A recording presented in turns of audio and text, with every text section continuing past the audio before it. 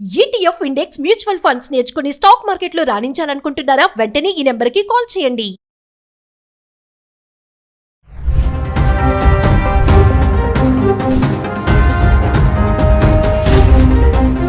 Hi hello నమస్తే, welcome back to Suman TV. Present మనతో పాటు ఉన్నారు chairman of national security studies UGC centre for human security studies founder and executive director Kanneganti Ramesh Babu గారు. నమస్తే sir. Madam. Naveen గారు, it's pleasure again getting back to you. Trump తీసుకునే నిర్ణయాలతోటే మనం ఆల్రెడీ చేస్తానే ఉన్నాం వీడియోస్.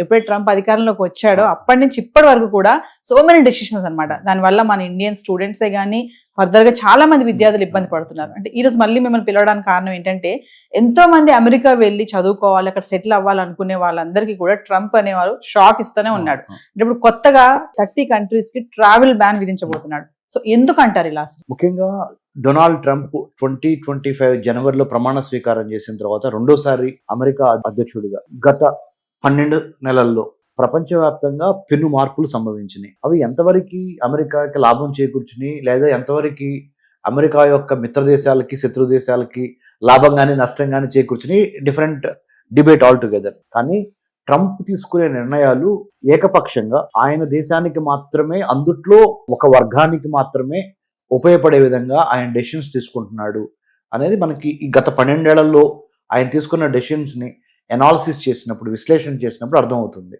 సో ఇప్పుడు ఆయన చెప్పేది ఏంటంటే, నేను నా దేశానికి మేలు చేకూర్చే let's make America great again, MAGA MAGA, make America great again అనే నినాదంతో నేను అమెరికా అధ్యక్ష భవనంలో కూర్చున్నా. సో నేను ఇండియన్ స్టూడెంట్స్ గురించో, లేకపోతే కొరియన్ స్టూడెంట్స్ గురించో, జాపనీస్ స్టూడెంట్స్ గురించో, చైనీస్ స్టూడెంట్స్ గురించో వాళ్ళ యోగక్షేమాలు ఆలోచించాల్సిన అవసరం నాకు లేదు. మా అమెరికాకి ఏది లాభమో అదే మాకు మంచిది అనే విధంగా అతను మాట్లాడుతున్నాడు. సరే, అదే అతను మాట్లాడుతున్న విధానం. దాంట్లో నుంచి మన భారతీయ విద్యార్థులకి, విద్యార్థినులకి ఎంతవరకు ఉపయోగకరంగా ఉంటుంది.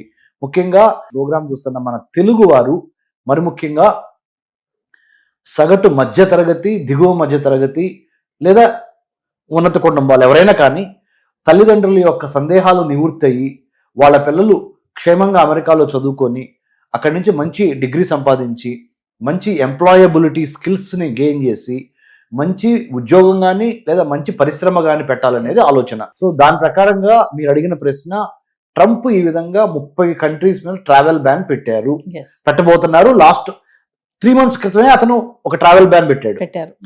Pakistan, Syria, Lebanon, Ethiopia, Sudan, Latin అమెరికాలో ఉన్న కొన్ని కంట్రీస్, చిలీ, పెరుగ్వే, ఇలాంటి కొన్ని కంట్రీస్, అర్జెంటైనా, ఇక్కడి నుంచి రాకూడదని ట్రావెల్ బ్యాన్ పెట్టాడు ఆయన. ఆఫ్రికాలో కొన్ని కంట్రీస్, ఏషియాలో కొన్ని కంట్రీస్, లాటిన్ అమెరికా అంటే సౌత్ అమెరికా అనమాట. సౌత్ అమెరికా, సెంట్రల్ అమెరికా, దాన్ని లాటిన్ అమెరికా అంటారు.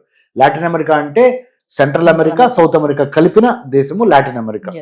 సో ఆ ప్రాంతంలో నుంచి స్టూడెంట్స్ రాకూడదు, లేదా వ్యాపారులు వచ్చినా కానీ ఈ కండిషన్స్ ఫుల్ఫిల్ అవ్వాలని పెట్టారు. ఎందుకు పెట్టారనేది మీరు అడిగిన ప్రశ్న. ఎందుకు అంటే, అమెరికాలో ముఖ్యంగా అమెరికాకి ఇప్పుడు పగ్గం చేపట్టి అమెరికా అధ్యక్ష పదవిని పరిపాలిస్తున్న డొనాల్డ్ ట్రంప్ రిపబ్లికన్ పార్టీ యొక్క అధిపతి. అంటే రిపబ్లికన్ పార్టీ యొక్క రిప్రజెంటేటివ్ కూడా, ప్రెసిడెంట్ అయ్యి అమెరికన్ వైట్ హౌస్లో కూర్చున్నారు. రిపబ్లికన్ పార్టీ యొక్క సిద్ధాంతం ఏంటంటే, బాగా డబ్బులున్న వాళ్ళు, conservative, traditional, rich and then pro America, ఈ భావాలు కలిగిన వాళ్ళు మాత్రమే రిపబ్లికన్ పార్టీలో ఉంటారు. ఆ రిపబ్లికన్ పార్టీలో ఒకడైన డొనాల్డ్ ట్రంప్ ప్రెసిడెంట్గా ఉన్నాడు కాబట్టి ఆయన యొక్క ఆలోచన విధానం కూడా పార్టీ ఆలోచన విధానానికి దగ్గరగా ఉంటుంది.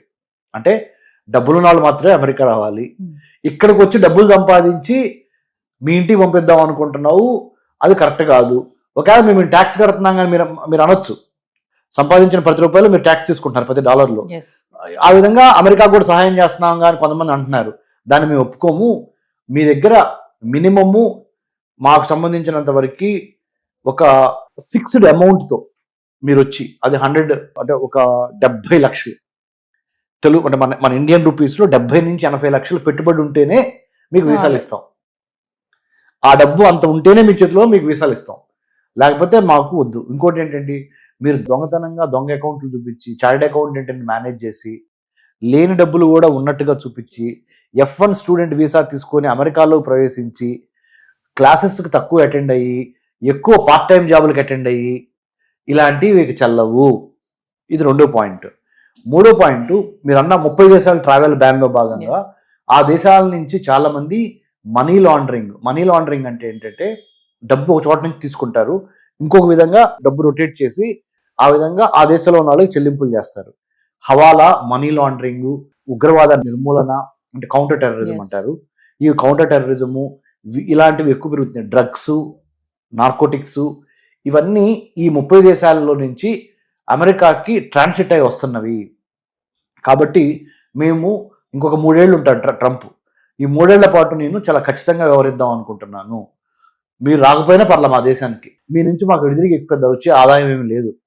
అందుకనే ఆ ₹1,00,00,000 నుంచి 70 లక్షల మధ్య క్యాప్ పెట్టాడు ఆయన. మీ దగ్గర ₹1,00,00,000 నుంచి 70 లక్షల మధ్య ఉంటేనే మా అమెరికా భూభాగంలోకి అడుగుపెట్టండి. సో ఈ 30 కంట్రీస్ ట్రావెల్ బ్యాన్ విధించడానికి కారణం ఏంటంటే narcotics, drugs, money laundering, hawala and మిగతా నేర ప్రవృత్తి ఉన్న సిటిజన్స్ మా దేశంలోకి రావద్దు. అది మెయిన్ ఉద్దేశం. ఆ ఉద్దేశానికి జస్టిఫై చేసుకోవటానికి మినిమం ₹1,00,00,000 మన ఇండియన్ కరెన్సీలో, వాళ్ళ కరెన్సీలో ఎంతైతే అంత, మీరు అంతుంటేనే మాత్రం $100,000 దాకా మీరు ఉంటేనే మాత్రము యుఎస్లోకి అడుగుపెట్టండి అనే క్యాప్ విధించారు. These are the reasons why 30 countries మీద ట్రావెల్ బ్యాన్ పెడతానికి. అంటే సార్ మరి ఇప్పుడు అబ్రాడ్ ఎడ్యుకేషన్ చేయాలనుకునే వాళ్ళంతా కూడా తగ్గిపోతుంది అంటారా సంఖ్య ఇంకా మెల్లమెల్లగా?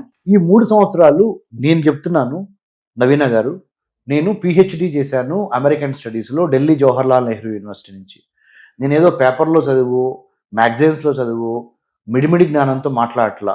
నేను అమెరికాలో 10 యూనివర్సిటీస్లో కూడా లెక్చర్స్ ఇచ్చి వచ్చాను.